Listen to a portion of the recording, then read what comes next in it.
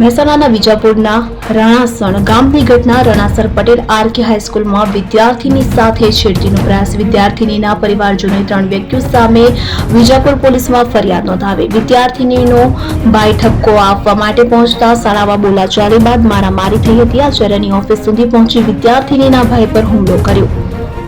વિદ્યાર્થીના પરિવારજનોએ શાળાના આચાર્ય પર સીસીટીવી ડિલીટ કર્યાનો આક્ષેપ. તો વિદ્યાર્થીનીના ભાઈને માથામાં ગંભીર ઇજાઓ, સરકારી હોસ્પિટલમાં સારવાર હેઠળ ખસેડાયો. ફરિયાદી દ્વારા નામજોગ 3 સહિત 14 અજાણ્યા લોકો પર ગુનો દાખલ કરવામાં આવ્યો છે. વિજાપુર પોલીસ દ્વારા કાયદેસરની કાર્યવાહી હાથ ધરવામાં આવી. સમગ્ર ઘટનાથી રણાસણ ગામમાં ભારે ચર્ચા અને રોષનો માહોલ. ગામ રણાસણ. અને ઘટના શું હતી? ઘટનામાં એવું હતું સાહેબ કે અમારી ભાણી છે, એને અવારનવાર છોકરાઓ છેડતા હતા, એટલે એના અનુસંધાનમાં એને ઘેર આવીને ફરિયાદ કરી અમારા બનેવીને અને અમારી બેનને.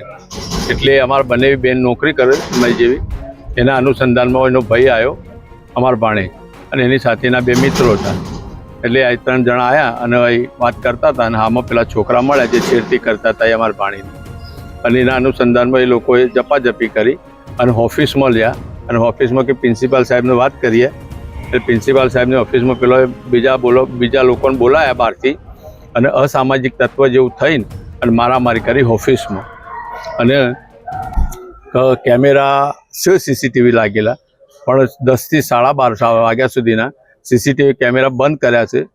શું હોય જે હોય તે એના અનુસંધાનમાં અમે જઈએ છીએ, અને વિજાપુર પોલીસ સ્ટેશનમાં FIR નોંધાવી દીધી છે અમે. હા, હું પટેલ આરકે હાઈસ્કૂલ રણાસણ, તાલુકો વિજાપુર, જિલ્લો મહેસાણાનો આચાર્ય છું, રાજેન્દ્રસિંહ વિહોલ. ગઈકાલે એક ઘટના બનેલી જેમાં 4 જે ગામના વતની છે છોકરાઓ, એ અહીંયા આવેલા લગભગ 10:30 વાગે, અને એમને એવી ફરિયાદ કરેલી કે મારા બહેનને કોઈ વિદ્યાર્થીઓ જે છે 3 વિદ્યાર્થીઓ નામ એમને આપેલા, અને એમ કે મારા બહેનની છેડતી કરે છે એવું એમને જણાવેલું. એટલે મેં એમને કહ્યું તમે બેસો, પ્રશ્ન સોલ્વ કરીએ છીએ.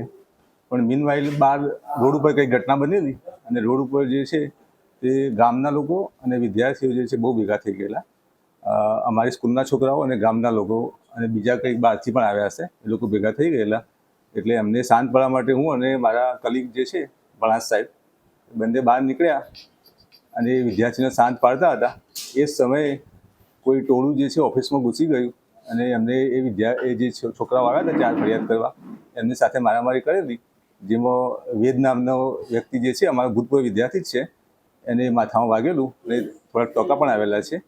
આ ઘટના બની છે અને પોલીસ ઇન્ક્વાયરી જે છે હાલ ચાલુ છે. ઘટના બાબતે એવું એ જે 4 વેદ યસ અને એમને એવું કહ્યું કે એમની બેનની છેડતી કરે છે કોઈ છોકરાઓ, ઈશારા કરે છે, એવું બધું એમને ફરિયાદ કરી. એપી જ્વેલર્સ સાબરકાંઠા અરવલ્લી જિલ્લાનું વિશાળ એકમાત્ર શોરૂમ પ્રાંતિજ ખાતે આવેલ છે. હવે સોના ચાંદીના શોખીનોને અમદાવાદ, બરોડા, સુરત કે મુંબઈ સુધી લાંબા નહીં થવું પડે. ઘર આંગણે જ વિશાળ showroom. Gold, silver, antique, diamond ખરીદવા માટે વિશ્વાસપાત્ર શોરૂમ એટલે એપી જ્વેલર્સ. સુવર્ણ દીપોત્સવ તથા 60 વર્ષની ઉજવણી નિમિત્તે દાગીનાની ગળામણ પર ભારી છૂટ.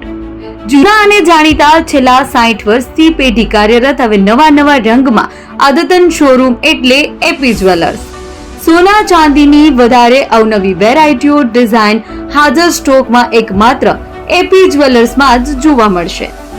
મંગળસૂત્ર, બ્રેસલેટ, બંગડી, એન્ટિક સેટ, પાટલા, વીટી સહિતની અવનવી હાજર ડિઝાઇન સાથે સેટ તથા ઓર્ડર ઉપર બનાવી આપવામાં આવશે. તો આજે જ એપી જ્વેલર્સ શોરૂમની મુલાકાત લો અને મનગમતા દાગીના ખરીદો. વડીલો તથા વિકલાંગો માટે લિફ્ટની સુવિધા તો ખરી જ. લગ્નના ઓર્ડર માટે સ્પેશિયલ રૂમની સુવિધા.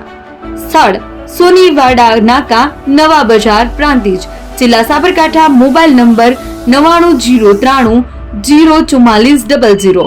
હિરેનભાઈ સોની.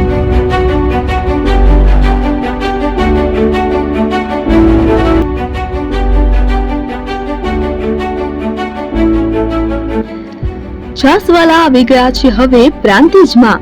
પ્રાંતિજ તથા તાલુકાના લોકોને હવે અમદાવાદ, ગાંધીનગર કે પછી હિંમતનગર સુધી લાંબા નહીં થવું પડે. ઘર આંગણે જ છાસવાલા આવી ગયા.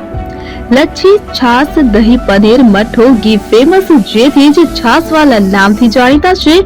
42 કરતા વધારે સિટી, 250 થી વધારે શાખાઓ અને 187 થી પણ વધારે products. Ice cream, candy, kulfi, corn, Chocobar, sandwich ice cream સહિત અવનવી આઈસ્ક્રીમનો ખજાનો. અને હા, સ્થળ ઉપર મુલાકાત લો તો જરૂરથી અમારો કોલ્ડ કોકો ટેસ્ટ કરો. દુકાન number 19, Ishwar Krupa shopping centre, approach road, Prantij, જિલ્લો સાબરકાંઠા. Contact number 8329611618, Chandan Patel.